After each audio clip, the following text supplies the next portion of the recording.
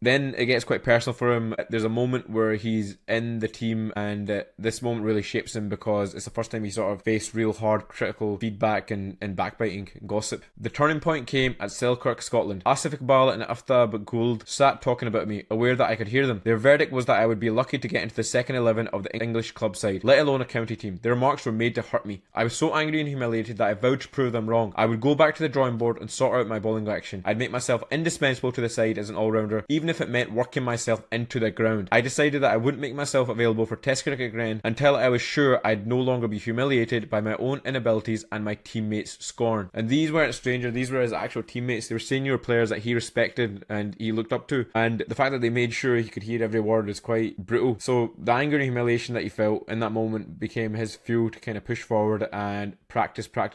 And the criticism that he had, I don't think they were trying to do him any favours. They weren't trying to fuel him, they were trying to hurt him. But that is the thing that drove them. And this is the pattern again you see across all the legends. Being underestimated isn't a setback for these people. It's like a driver, it's an engine that just pushes them forward. They use it as fuel for the car that is themselves. And Kobe had this version of himself too. He had a playoff game. He missed 4 shots in the fourth quarter. The Lakers lost, and a TV poll came out asking fans whether the Lakers were better off with him or without him. And then 55% said without. And then this is how he responded. He went in the gym that night and shot until 3 or 4 in the morning. There's no crying. There's no running to lay up with some woman he just met in the club. None of that. He went straight to the damn gym. So that's the response that separates them from everyone else. When it goes wrong, they don't go home and feel sorry for themselves. They go back to work that same night. And another scenario just came up to my head. When he missed those 3 air balls in his rookie season, he sat and he had his head in his hands, and the reporters were asking him after, like, oh, you had your head in your hands, are you upset, or how are you feeling? And then he said, what does feeling have to do with it? What does feeling have to do with it? What I was thinking was why I missed those shots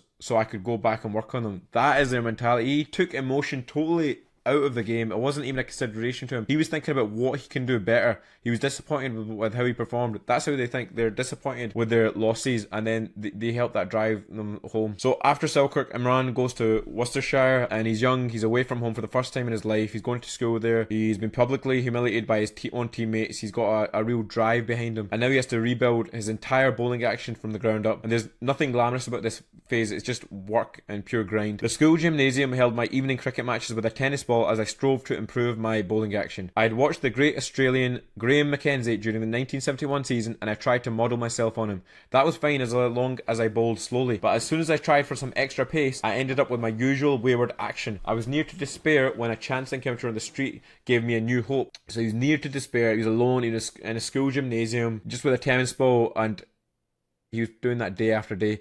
And then there's a teammate, John Parker, who gives him a technical suggestion. He said to add a jump before the delivery to get his body side on, and it was a radical change to everything that he'd built. And anyone that has played cricket, like me, knows that these subtle changes that you make to your bowling action, for someone who has bowled for years and years, is very hard to tinker with their bowling action because it's a habit, it's muscle memory. So the fact that he's making these changes shows it wasn't easy. It's not an easy thing. And here's what I find really fascinating about that moment. Parker actually told him not to do it. He saw him and he said that the risk was too great, and he said you might lose the natural assets you already have, and he said to him to go back to his original action. And this will happen. I decided that I would stick to my new method, incorporating the jump. I was in a great dilemma. I desperately wanted to improve on the existing model, which wasn't good enough. I thought my original action had no potential for improvement, and a radical overhaul was necessary. For the rest of the winter, I practiced hard with a tennis ball, searching for rhythm. So he'd heard the expert and he respected advice,